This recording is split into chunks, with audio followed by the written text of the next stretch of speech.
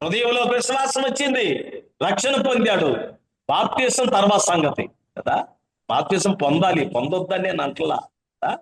Baptism పొందాలి.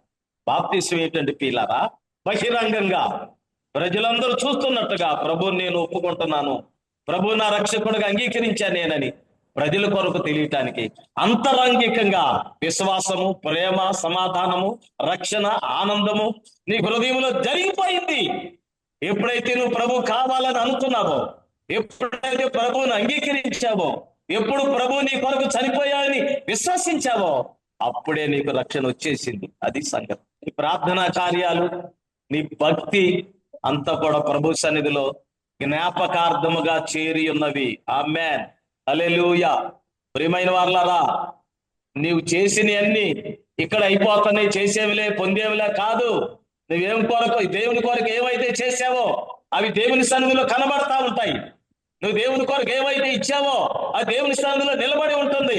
దేవుని కొరకు ఎంత కష్టపడ్డావో, ఎంత కన్నీరు కార్చావో, ఎంత ప్రయాసపడ్డావో అది అంతా కూడా దేవుని సన్నిధిలో ఉంటుంది.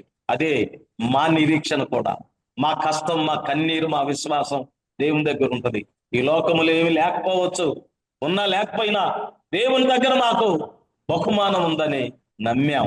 పాప క్షమాపణ నిమిత్తము మారు మనసు పొంది బాప్తిస్మము పొందుడి. అపోస్తలుల కార్యాలు 2:37-38 ఇలా అలాగుంటది. పాప క్షమాపణ జరిగించబడుతుంది అంతే బాప్తిస్మం. కాబట్టి దేవుడు చెప్పాడు, అయ్యా నువ్వు ధర్మకార్యాలు ఆశ్చర్యంగా చేశావు, అవి నా దగ్గర ఉన్నాయి, అయితే నువ్వు బాప్తిస్మం పొందాలి. అట్లా ఉండకు.